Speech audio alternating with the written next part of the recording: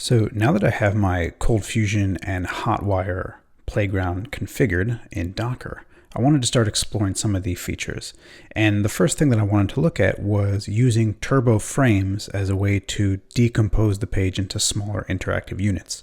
So to explore this, I have a small slideshow here, and the slideshow is showing quotes, and I can go from one quote to the previous quote or the next quote.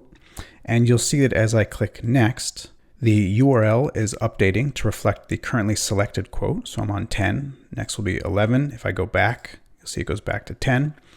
Now, as I'm doing that, the quote is obviously changing. But what you'll notice is that the rest of the page is remaining static. Here you can see the index of the quote that was selected or provided by the URL. And this was also the timestamp at which the page was loaded. And as I go previous and next, neither of these values down here are updating.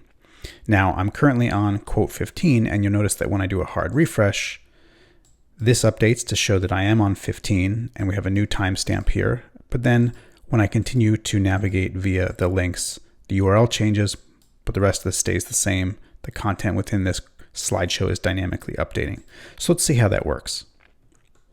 If we jump to our current page here, you'll see that I have a quote index, and that's the selected quote as provided by the URL, defaults to 0.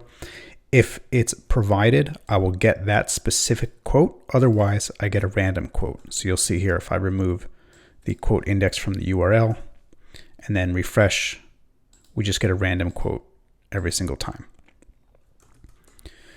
Now, we take that quote and we're going to render it on the page, but we're going to do it inside of this turbo frame element.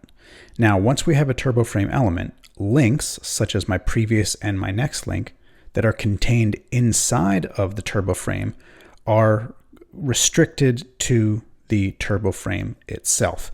Meaning, when we make a request to the next quote or the previous quote, what you'll see is that we're actually triggering a network request to get that data. Now, in this case, I'm re-rendering the entire page, but what turbo frame or turbo drive is going to do is it's going to look in the response, find the turbo frame in the response with the matching ID, pull out all of this content, and then replace it into the turbo frame that's currently rendered into the active DOM tree, leaving everything outside of the turbo frame, so this paragraph and this paragraph, leaving those completely untouched, even though they have been changed in the response. So you can see here, we're at 12:51:04, but if I look at the latest network request, you can see it's 12:51:32. So it was actually about 20 seconds later. However, that wasn't changed because it was not inside of that turbo frame. Now, one thing that you'll also notice is that my turbo frame has this turbo frame action advance. And what that means is that even though the navigation is constrained by the turbo frame, turbo drive is still going to update the URL to reflect the URLs in the hrefs here. So when I go to next or previous, you can see that the quote index is changing. If we take out that turbo drive, so let's rename it and refresh, what you'll see, actually let me just strip out the quote index here, is that now as I navigate, the functionality of the page remains the same, but the URL is no longer changing. The downside of that, of course, is that now if I refresh, I don't get that persisted quote index. So if we put that back in, again, refresh, and now you can see as the slide changes, so does the URL. I really like how this simplifies the rendering of the slideshow. Whereas in a JavaScript heavy application, I would have to render this based on the response of an API call. I'm simply letting my ColdFusion template do all the heavy lifting in terms of the rendering and the formatting, and then Turbo Drive is just swapping out the frame with the given ID. That's super, super intriguing for me. Now, one thing that's also really cool about this is that it's progressively enhanceable, meaning, so this whole thing is wrapped inside of this page template, and the page template just has our actual HTML document, and then we're just rendering the content within it. Now, here's the script tag to my application, and if we go and comment this out and refresh the page, you'll see that no turbo links or turbo drive events are happening.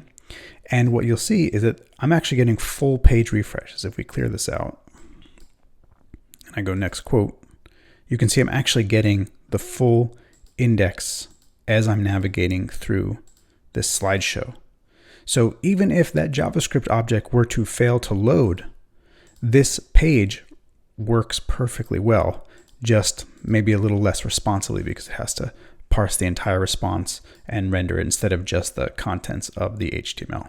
And of course, you can see now both the index and the timestamp are updating on every navigation because, again, that JavaScript file is not being loaded, so we're not getting turbo drive to progressively enhance the page. So let's go ahead and just put that back in, and just to show you that if we refresh, now everything works with the dynamic values. Anyway, this is super exciting. I'm still having trouble imagining a very complex JavaScript application being built with Hotwire, but honestly, seeing this is enough to really get me excited about looking into Hotwire more. Being able to move complicated template rendering into the CFML server and out of the JavaScript, that's a very attractive proposition. So more to come on this, and hopefully you found this interesting.